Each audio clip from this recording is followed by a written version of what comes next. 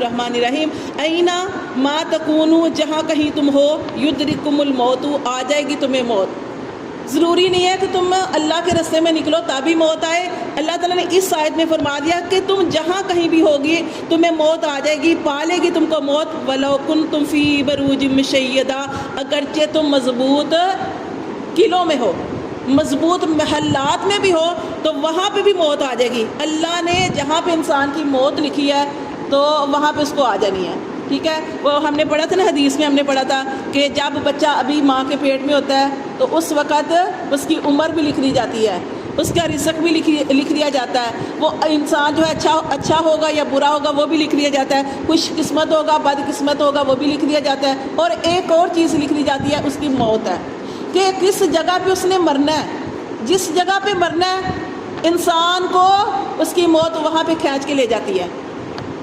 تو ضروری نہیں ہے کہ اللہ کے راستے میں نکلنے سے موت آئے. جیسے ایک واقعہ بھی اس کے اندر بتایا جاتا ہے کہ واقعہ بھی کہ اگر تم مضبوط قلعوں میں بھی ہو تو تمہیں موت آ کر رہے گی. ایک عورت کا واقعہ کہ ایک عورت کی نا بچی پیدا ہوئی تو اس کا جو غلام تھا تو اس نے اپنے غلام سے کہا کہ آگ لے کے آؤ نا. تو وہ آگ لینے کے لیے باہر نکلا, دروازے پہ نکلا تو دروازے کے اوپر اسے ایک شخص ملا. اس شخص نے پوچھا کہ لڑکا پیدا ہوا یا لڑکی؟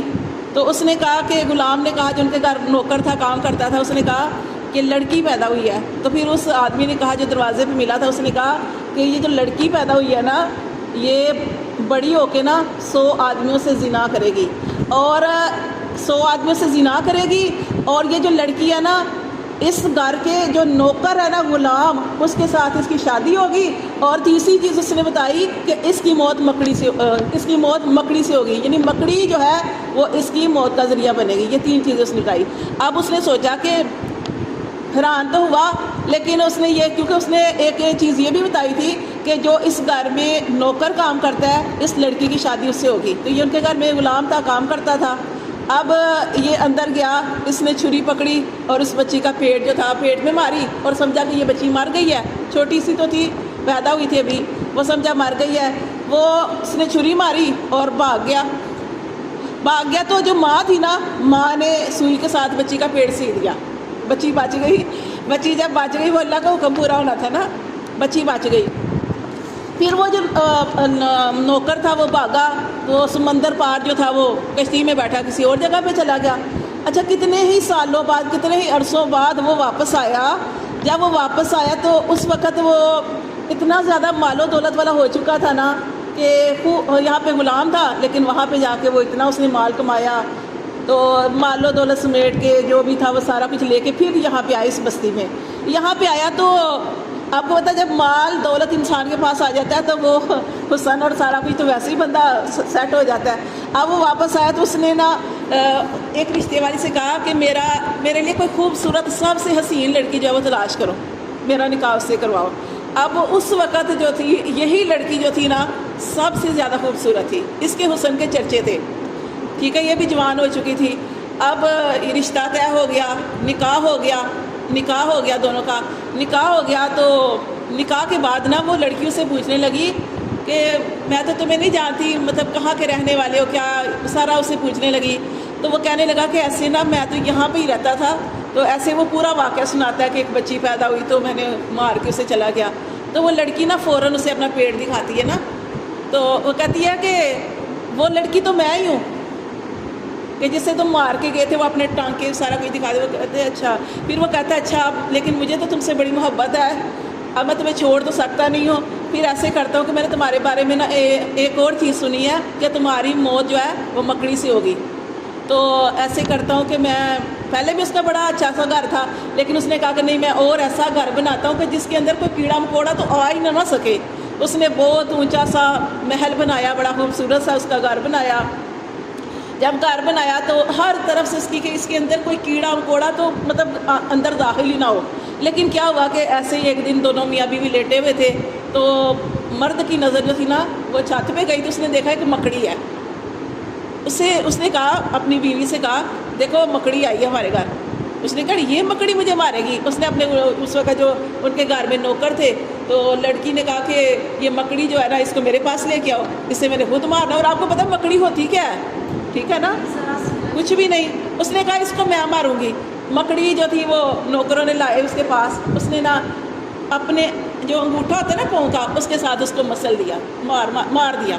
اب وہ تو مر گئی, لیکن اس کا کچھ زہر اس کے پاؤں انگوٹھے میں پھیل گیا. انگوٹھے میں پھیلا تو پورے جسم کے اندر زہر پھیل گیا, وہ مر گئی. یہ ہاں جی, تو یہ ہاں جی, تو اللہ تعالیٰ فرماتے ہیں اینما تکونوا یدرککم الموت, کہ تم جہاں کہیں بھی ہوگے تمہیں موت آ کر رہے گی. ولو کنتم فی بروج مشیدہ, کہ اگر تم مضبوط قلعوں میں بھی ہو. کتنا مضبوط گھر بنایا کہ اندر کچھ داخل نہ ہو, لیکن اللہ کا حکم تھا کہ موت آنی تھی. اب یہ اس واقعے میں یہ کیا بتایا جا رہا ہے؟ جہاد کی بات ہو رہی ہے.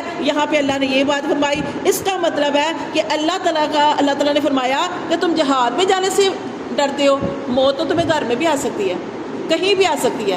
تو یہ اللہ تعالیٰ فرماتی ہے وَإِن تُصِبْهُمْ, پھر آگے بتایا جا رہا ہے وَإِن تُصِبْهُمْ, اور اگر پہنچے تمہیں حسنۃ کوئی بلائی, یقولوا, تو یہ کہتے ہیں هَٰذِهِ مِنْ عِنْدِ اللَّهِ, یہ اللہ کی طرف سے ہے.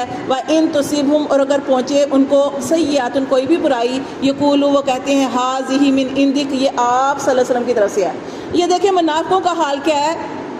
ہم منافقوں کے بارے میں پیچھے پڑے تھے کہ منافق کیا کرتے ہیں کہ جب ان کے اوپر اچھے حالات آتے ہیں تو اس وقت ان کی اندر سے کیفیت نہیں ہوتی, لیکن ویسے ہی کہتے ہیں کہ اللہ کا شکر ہے, مطلب جیسے بندہ کہہ دیتا ہے یہ اللہ کا شکر, اللہ نے میرے اوپر احسان کیا. ہو سکتا ہے دل کے اندر ایسی کیفیت نہ بھی ہو زبان سے, لیکن اگر ان کے اوپر کوئی برائی پہنچتی ہے, کوئی مصیبت آ جاتی ہے, مال کے اندر نقصان ہو جاتا ہے, جان کا نقصان ہو جاتا ہے, اس وقت کہتے ہیں کہ یہ ساری نحوست تو مجھے یہ محمد صلی اللہ علیہ وسلم کی وجہ سے آئی ہے. اور کل آپ صلی اللہ علیہ وسلم کہہ دیجئے کل من عند اللہ, میری وجہ سے کچھ نہیں آیا, یہ سارے کچھ اللہ کی طرف سے آیا. اور اللہ کی طرف سے بھی کیسے, اور یہ ہم پیچھے بھی پڑھ چکے ہیں نا کہ یہ جو کہا نا کہ برائی, تو یہ ہم موسیٰ علیہ السلام کے بارے میں پڑھ چکے ہیں نا کہ موسیٰ علیہ السلام کی قوم جو تھی وہ کیا کہتے تھے کہ کوئی بھی عذاب آتا تھا, جیسے جوؤں کا عذاب آیا, مینڈکوں کا عذاب آیا, خون کا عذاب آیا, کھٹمل, یعنی جتنے بھی عذاب آئے تو وہ کیا کہتے تھے موسیٰ علیہ السلام نعوذ باللہ یہ تمہاری نحوست ہے.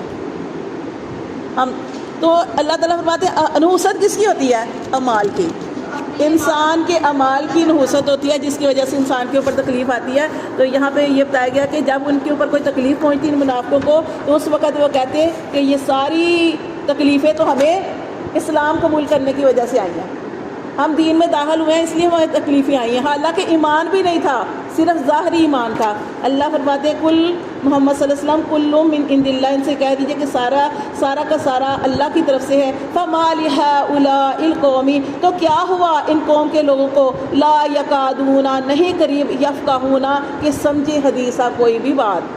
ما اصابہ کا, جو بھی تجھے پہنچے, من حسنتن, کوئی بھی بلائی انسان کو جب پہنچتی ہے, بلائی کے اندر ساری چیزیں ہیں, ساری نعمتیں آ جاتی ہیں, مال بھی آ جاتا ہے, اولاد بھی آ جاتی ہے, کاروبار بھی آ جاتے ہیں, کام میں برکت بھی آ جاتی ہے, کوئی بھی بلائی, من حسنتن, کوئی بھی بلائی پہنچے, فمن اللہ, تو وہ بلائی اللہ کی طرف سے ملتی ہے. وما اصابہ کا, اور جو پہنچے تجھے, من سیئات, کوئی بھی برائی, فمن نفسک, تو اصل چیز بتائی گئی ہے کہ برائی کس وجہ سے آتی ہے, فمن نفسک, انسان کے اپنے نفس کی وجہ سے, جیسے ہم قرآن مجید میں پڑھ چکے ہیں کہ انسان کے ہاتھوں کی کمائی کی وجہ سے آتی ہے. اور وہ بھی اللہ کا انسان کے اوپر بہت بڑا کرم ہوتا ہے جو اللہ کوئی تکلیف بھیج دیتے ہیں, کیونکہ نبی صلی اللہ علیہ وسلم کی حدیث کا مفہوم ہے کہ انسان کو ایک کانٹا بھی چبھتا ہے تو اللہ تعالیٰ اس کے بدلے میں اس کے گناہ معاف کرتے ہیں. تو اللہ تعالیٰ فرماتے ہیں کہ جو تکلیف پہنچتی ہے وَمِن نَفْسِک, انسان کو یہ سوچنا چاہیے کہ یہ اس کے نفس کی وجہ سے آئی ہے, کہ اسی سے کچھ ایسا ہوا ہے کہ جس کی وجہ سے یہ تکلیف آئی ہے. وَأَرْسَلْنَاكَ, اور ہم نے آپ صلی اللہ علیہ وسلم کو بھیجا, لِلنَّاسِ, لوگوں کے لیے, رسولا, رسول بنا کر, وَكَفَى, اور کافی ہے, بِاللَّهِ, اللہ, شہیدہ, گواہ, مَن یُطِیعِ الرَّسُولَ, اور جو اطاعت کرے رسول کی, فَقَدْ أَطَاعَ اللَّهَ, تو اس نے اللہ کی اطاعت کی. حدیث میں بھی آتا ہے نا کہ نبی صلی اللہ علیہ وسلم نے ارشاد فرمایا جس نے میری اطاعت کی گویا اس نے اللہ کی اطاعت کی, یعنی یہ دونوں لازم و ملزوم ہے. تو یہاں پہ بھی آیا کہ من یطیع الرسول, جس نے اطاعت کی رسول کی, فقد اطاع اللہ, تو گویا اس نے اللہ کی اطاعت کی. ومن تولا, اور جو پھر گیا, فما ارسلناک, تو نہیں ہم نے بھیجا آپ صلی اللہ علیہ وسلم کو, علیہم, ان پہ اوپر, حفیظا, نگہبان بنا کر نہیں بنایا, بھیجا.